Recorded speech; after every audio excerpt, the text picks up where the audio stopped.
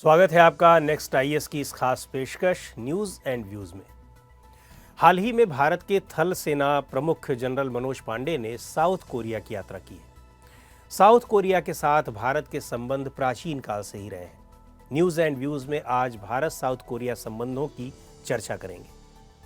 दोनों देशों के बीच संबंधों की गहराई को इस बात से समझा जा सकता है कि इसकी जड़ें 48 ईस्वी यानी करीब 2000 साल पहले तक जाती हैं, जिसका उल्लेख 13वीं सदी के एक ऐतिहासिक कोरियाई दस्तावेज सांगुक यूसा में मिलता है।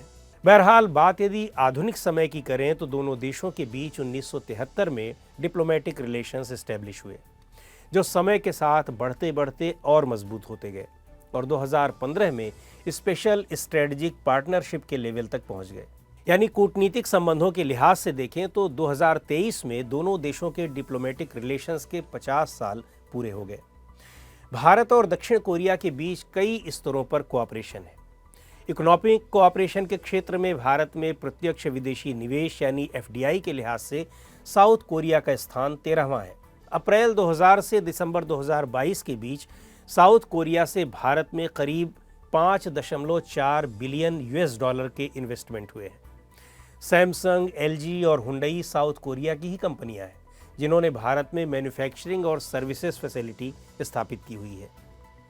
दोनों देशों के बीच द्विपक्षीय व्यापार 2013 में 17 बिलियन डॉलर था, जो 2022 में बढ़कर 23 बिलियन डॉलर को पार कर गया है। दोनों देशों के बीच मजबूत आर्थिक संबंधों का ही उदाहरण है 2010 में हुआ कॉम्प्रिहेंसिव इकोनॉमिक पार्टनरशिप एग्रीमेंट, जो लगातार दोनों देशों के बीच व्यापारिक आदान प्रदान को बढ़ा रहा है। दोनों देश इंफॉर्मेशन टेक्नोलॉजी, बायोटेक्नोलॉजी और रिन्यूएबल एनर्जी जैसे एरियाज में नॉलेज शेयरिंग और ज्वाइंट रिसर्च इनिशिएटिव्स में सक्रियता से शामिल हैं। इसके साथ ही स्पेस एक्सप्लोरेशन और सैटेलाइट टेक्नोलॉजी में सहयोग में भी तेजी आ रही है। यही नहीं, दोनों देशों के बीच सुरक्षा और रीजनल सिक्योरिटी के लिए रेगुलर मिलिट्री एक्सचेंजेस और ज्वाइंट एक्सरसाइजेज होती रहती हैं। साथ ही डिफेंस टेक्नोलॉजी डेवलपमेंट और प्रोक्योरमेंट में भी सहयोग चल रहा है। शिक्षा और संस्कृति को डिप्लोमेसी में सॉफ्ट टूल्स के रूप में कंसीडर किया जाता है। ऐसे में भारत में कोरियाई पॉप कल्चर और ड्रामा की बढ़ती लोकप्रियता दोनों देशों के लोगों को करीब ला रही है। एजुकेशन में भी दोनों देशों की यूनिवर्सिटीज़ के बीच स्टूडेंट मोबिलिटी और एकेडमिक पार्टनरशिप होती रहती है। इन क्षेत्रों में सहयोग के साथ साथ भारत और साउथ कोरिया के रिलेशंस में चैलेंजेस भी कम नहीं है। दोनों देशों में बढ़ता नेशनलिज्म और प्रोटेक्शनिस्ट टेंडेंसीज और ज़्यादा इकोनॉमिक इंटीग्रेशन बड़ी बाधा बनकर सामने आई है। नॉर्थ कोरिया का न्यूक्लियर प्रोग्राम रीजनल सिक्योरिटी को लेकर दोनों देशों के रिश्तों में एक चिंता का सबब बना हुआ है।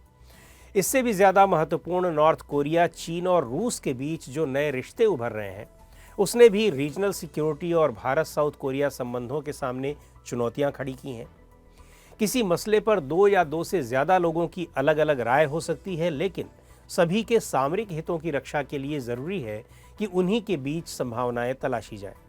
एक बेहतर और टिकाऊ इमर्जिंग रीजनल ऑर्डर के लिए दोनों देशों के बीच कॉम्प्रिहेंसिव डिफेंस फ्रेमवर्क के लिए साझा विज़न का अभाव होना भी एक प्रमुख चुनौती है। अपने यहाँ टेक्नोलॉजिकल कैपेबिलिटीज़ का पूरी क्षमता से उपयोग करने के लिए दोनों देशों की मंशा advanced defence systems and equipment के डेवलपमेंट में है। स्पेस वॉरफेयर, इंफॉर्मेशन वॉरफेयर और साइबर सिक्योरिटी में सुरक्षा के लिहाज से दोनों देश अपना सहयोग बढ़ा सकते हैं। हमें ये मानना होगा कि advanced high tech digital super power के रूप में साउथ कोरिया में बहुत अवसर हैं, जो डिजिटल डोमेन में पैदा हो रहे खतरों से निपटने में बहुत कारगर हो सकते हैं। काउंटर टेररिज्म भारत और दक्षिण कोरिया दोनों की मुख्य चिंता है और इसके लिए दोनों देशों के बीच कोऑर्डिनेटेड एफर्ट्स को मजबूत करना बहुत ज़रूरी है।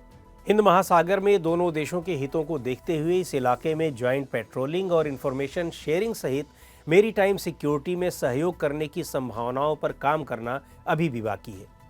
इस क्षेत्र में काम करने की काफ़ी गुंजाइश है, जो दोनों देशों के लिए ज़रूरी और महत्वपूर्ण है। अंत में दोनों देश अपनी अपनी United Nations peace keeping expertise के आधार पर दूसरे पीस कीपिंग ऑपरेशंस में जानकारी और रिसोर्सेज को साझा करके न सिर्फ संबंधों को मजबूत कर सकते हैं, बल्कि अपनी सिक्योरिटी को भी मजबूत कर सकते हैं।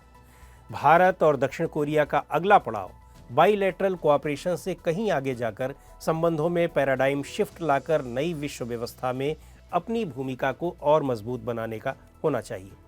इस क्षेत्र में विकसित हो रहे जियोपॉलिटिकल लैंडस्केप के साथ एक स्ट्रेटजिक बैलेंस्ड अप्रोच दोनों देशों के बीच मजबूत और स्थायी रक्षा सहयोग के नए द्वार खोलने वाला हो सकता है।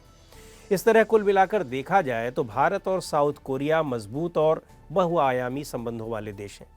इन संबंधों में आने वाली चुनौतियों से निपटने और नए अवसरों की तलाश आने वाले समय में इन संबंधों को नई ऊंचाइयों पर ले जा सकती है।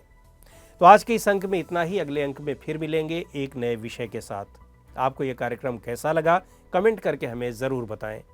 आप अपने सुझाव भी हमें भेज सकते हैं।